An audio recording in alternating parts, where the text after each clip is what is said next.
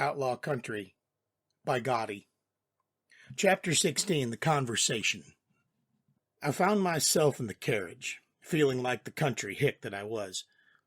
The interior decoration was much like the exterior, all classy golds and reds. It was far more muted, though, presumably to save the passengers from a red overdose. It was sizable, so much so that the center seating had 4 different sets of cushions, all positioned around a central wooden table. It was actually a bit too spacious for the carriage, and I'm not too sure how it all fit inside. At least the spacious interior spared me from having to sit next to one of the ladies. They, too, were sitting across from each other as possible. The crossed arms of the young princess screamed discomfort, whereas the elder simply sat quietly. Her eyes were closed, hands in a lap, and she wore a faint smile. My arms were crossed, and I was tapping my bicep rhythmically. "How much do you think I'm worth?" I asked the older woman. "Before that, I do believe introductions are in order," she said, placing a dainty palm to her chest. "I am Yu Liang." The younger princess looked at me expectantly. She was waiting for me to introduce myself first, unlike the older one, maybe manners or a power play, but I didn't care enough to challenge it. "I'm Buck Jones." The princess assumed an air of royal authority, or tried to. "My name is Yvonne Draish, heir to the kingdom of Wolfburn." I nodded. "A pleasure." It wasn't. Yvonne continued to speak. "Thank you for your contribution against the carrier. Many lives were spared due to your timely assistance." All of them, more like. Well, she put on a flawless, saintly smile. "We are on our way to my kingdom, and I hope you would accept my invitation to the castle." I ignored her and leaned forward, hands clasped. I truly wished these women would just skip the pleasantries, but I suppose it was just the way that they did things. Miss Yu must have gotten the message, for she finally spoke up. "Chips are the currency of the system, as it calls itself. It's used for everything, and is synonymous with power," she explained, voice still cool and even. Yvonne cut in. "Only the ruler of a territory, or people denoted by said ruler, can use them. The system itself is a market of sorts for almost anything you could imagine." I could imagine quite a lot of things, so I doubt that statement was entirely true. "What could you get with 500,000 chips?" Yvonne frowned. Miss Yu did the opposite. "Is that how much you're worth?" she asked. "Well, just my head. The rest is extra." Yvonne hesitated, yet answered the question anyway. "I could buy a castle wall around the entire city with that much." She looked confused, trying to figure out where I got such a specific sum from. Miss Liang could have felt the same, but wasn't so transparent. I suspected that she had some idea anyway. It's not like I planned to keep it a secret. I learned long ago that these kinds of secrets are impossible to keep, but on the other hand, I can certainly wait until I have the information I need. "Who exactly are you, Miss Liang?" I asked. I needed to know, since she was supposedly the one actually willing to pay me, and seemed far removed from Yvonne and their posses. She finally opened her eyes and looked into mine. Her pitch-black eyes were enchanting, even if the rest of her wasn't. "I am the sect master of the Liang clan," she explained. Miss Yu looked thoughtful for a moment, maybe the first genuine emotion I've seen from her. "You may think of us as a very big family, sizable enough to fill a valley and beyond. Our history and our wealth go back centuries, though our transition to this realm was almost entirely erased to the foundations." "Is that your way of saying you don't have any chips?" She shook her head, even a simple gesture oddly graceful. "On the contrary, when I say foundations, I am referring to our cultivation of our cores. In our sect, your silver core would not have even been allowed to survive spiritual energy out of the valley. The clan was so much more. We could move mountains, summon storms, fly through the heavens. She clenched her fists. Now we are reduced to battling in the dirt of this mundane world, waving swords around like peasants. We thought of ourselves as the strongest, yet we were mere frogs at the bottom of the well. I cannot fathom what kind of power could strip us of our cultivation in an instant. You leave our meridians undamaged, ready to cultivate as mortals once again. I scratched my chin. So, here you are, sucking up to a filthy peasant in hopes of his help.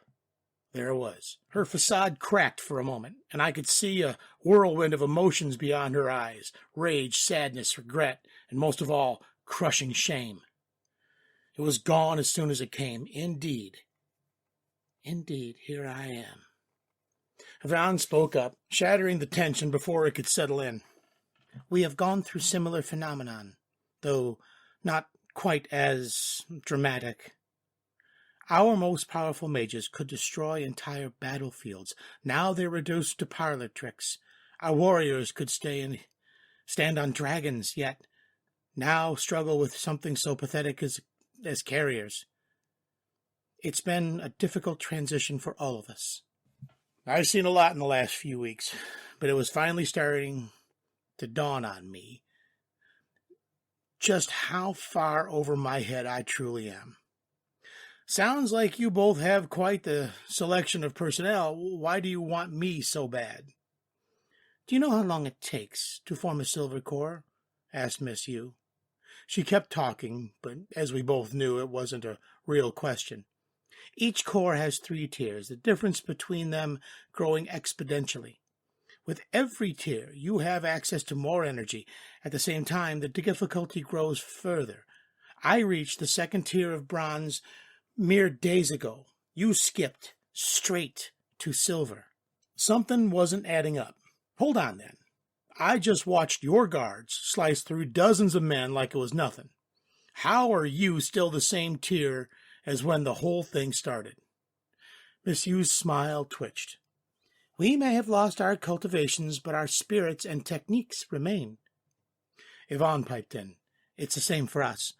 We still have our spells and skills, but lack the power to use them. You would be capable of far more with the proper training. And finally we get to the point.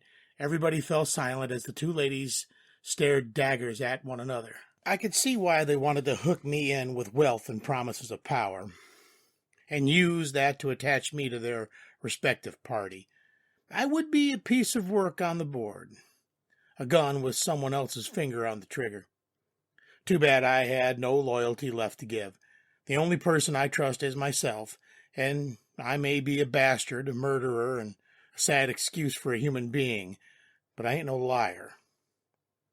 Thank you for the explanations. Now, no more dodging the subject. Pay me. Well, they stopped their staring contest, and both of them turned to me. Miss Yu spoke up. We are currently on our way to the Wolfburn Empire, in hopes of an alliance. The creature you killed was a symptom of the larger problem plaguing the region, the emergence of what we call the corruption. I scowled even harder than usual. This had better lead directly to the topic of payment. Yvonne took over. It does. The problems started about a month ago. After the initial waves, our scouts found an orc village. We assembled a war party of hundreds of men and marched on it a week later. Her voice grew strained, and her hands shook. She was just as bad at hiding her sadness as she was the rest of her emotions. Less than 10 people survived. The survivors spoke of orcs being gone. The village turned into a nest of red flesh. We've been suffering constant attacks ever since then. We too have found ourselves at odds with these creatures, said Miss Yu. We cut them down, but more always come. And we have been unable to find the source. Just a few days ago, Princess Drache came to us and proposed an alliance. We shared information and came to believe that the aforementioned orc village is the source of these creatures. I sighed. Let me guess. You want me to help? Yvonne nodded while Miss Yu closed her eyes once more. The princess spoke up hesitantly. Unfortunately, neither of us can spare any resources. Even chips go directly into the protection of our citizens. She saw the look on my face and quickly finished her pitch. What I can offer you is the training and infrastructure I can muster. The corruption spreads like wildfire. If we don't destroy it at its source, then... Miss Yu finished her sentence.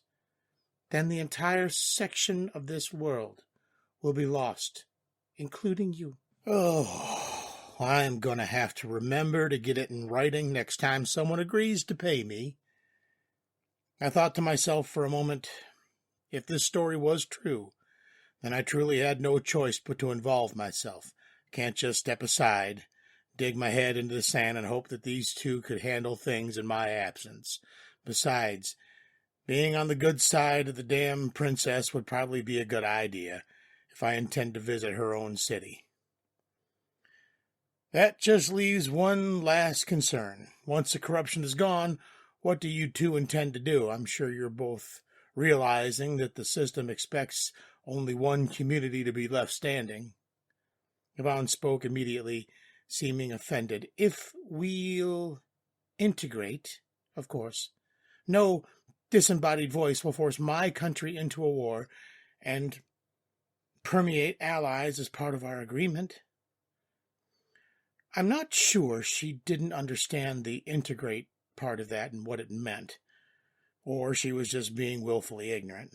Miss Yu smiled. Of course, once the corruption is gone, we will ally and make our entire section under our own wing. I sighed. Politics and politicians. I hate them.